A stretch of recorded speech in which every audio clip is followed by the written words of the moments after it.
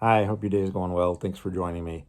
Today, I'd like to talk to you about my relationship with money. Why, I'm not 100% sure, but it just seems like a good thing to talk about. To me, and I'm just talking about my personal relationship with money. Everybody else's relationship with money is their own personal business. And people's relationship, myself included, my money could change over time. But again, I'm just talking about myself. This is not financial advice. I don't have much money. You don't want financial advice from me. But my relationship with money is one, first and foremost, I'm a Christian. So the money that I have access to is, in my mind, not my money. I've just been entrusted with managing it. The Bible talks about this. There were some servants that were entrusted with money by their master, and the master gave whatever, I don't remember how many it was, 10 units to one person, 5 units to another person, and 1 unit to another, whatever the amount was. And the person who received 10 units did well and turned that money into more money. And then the person that received 5 units turned that money into more money. And to those two servants, the master said, good done, job well done. And I'll entrust you with more money, more cities, what have you. And then there was another servant who had only one, and they were afraid to lose it. They were afraid that something would happen to it, so they did not invest it.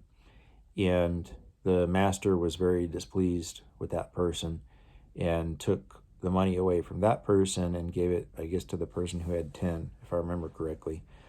But the point being is, I want to be a good servant. I want to be a good steward of money. And the financial decisions that I make are in the context of that story in the Bible, and also just doing my best to be pleasing to God, because for me, I feel like I've been entrusted with managing money, managing equipment, managing land, managing different things, and I want to do my best with those things so that God will have faith in me to do good things and then hopefully entrust me with more so that I can do good things with it. And I want to do a good job. And also for me, money is just a means to an end. So if I want to buy a candy bar and the candy bar costs $1, I don't need $900,000. I need $1 because I need the candy bar. But similarly, if payroll is due so that people can get paid for the work that they've done, and the payroll is $1 million and I only have $900,000, that's a huge problem because that means I have $100,000 shortage. And I'm going to have to come up somehow with that $100,000 to make sure that everybody gets paid. And somebody may look at a person who needs a candy bar and they have the dollar and then they go buy the candy bar, and then we see that person is broke or poor or what have you.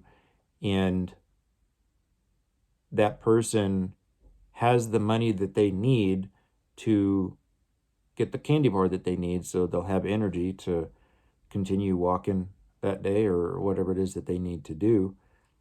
And then people might see somebody who has $900,000 is as being wealthy or having money, access to money, what have you. But what they don't know is that that person has a monthly payroll of $1 million, and that month they're $100,000 short. Meaning, in that situation, it's like the person who wanted the candy bar and bought the candy bar for $1. These are not math questions, by the way. They sound like word problems, but the person who bought the candy bar for $1 and they had the dollar to buy the candy bar, is in a better financial situation than the person who has $1 million payroll for that month and they don't have the $1 million that they need. They have $900,000. So it's almost like the person who buys the candy bar for $1 and they have the dollar that they need, they are $100,000 ahead of the person who has a $100,000 shortage in paying their employees. So everything is kind of relative. And so in my walk with God as a Christian, my experience has been that God has always provided me with the amount of money needed to accomplish what he wants me to do. That's my interpretation of it. And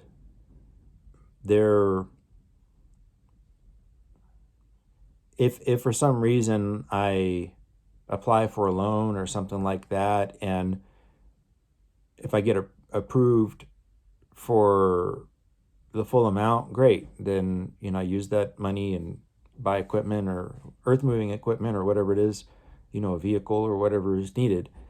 And then, or sometimes when we apply for a loan, we may say, oh, I would like to borrow this much money.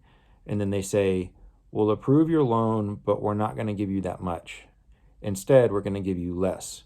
We're going to give you this much if you want it.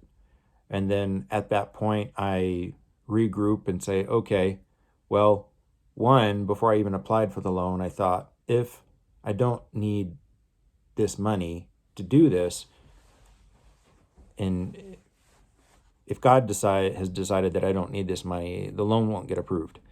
And if God's decided that I do need the money, then the loan will get approved for the amount that is necessary to do the job.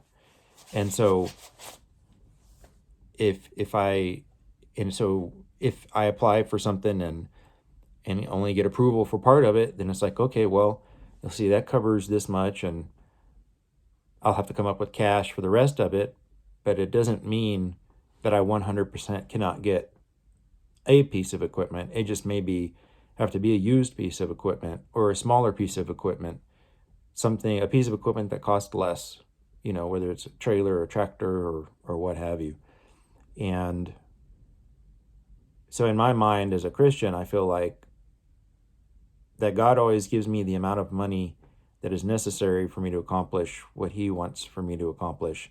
And if I apply for money to do something in business and don't get accepted for that loan, that just tells me, well, if I needed it, God would have provided it. I guess I don't need it. I thought I did, but I guess I don't. And God's just always taking care of me in that type of thing.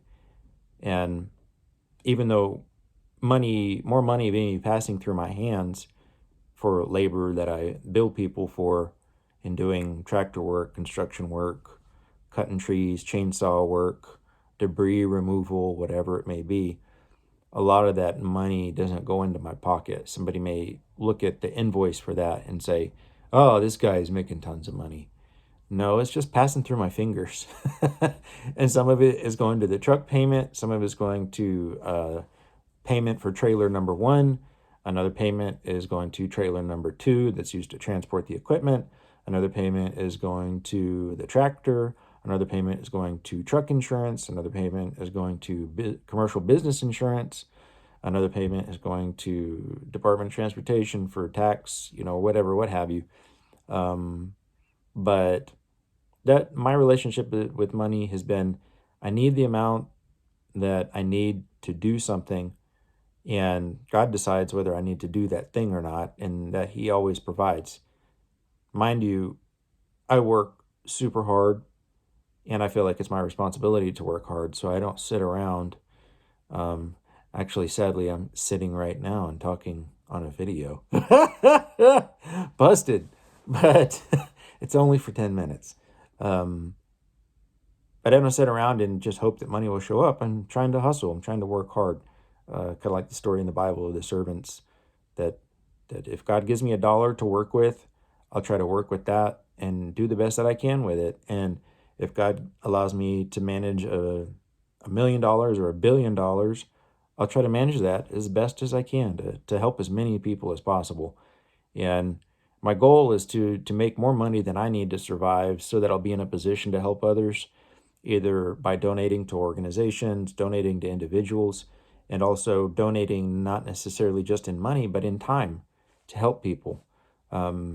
If people are victims of a tornado or of a hurricane or a wildfire or stuff like that, I need to make more money in the 4 days of the week than I need to live on so that on the fifth day, I'll be able to afford to take my tractor and go help those people so that, and without me starving. But anyway, that's my relationship with money. I hope you're doing awesome. If this video is helpful to you or if you think it'd be helpful to others, a thumbs up would be appreciated. I'll talk to you soon.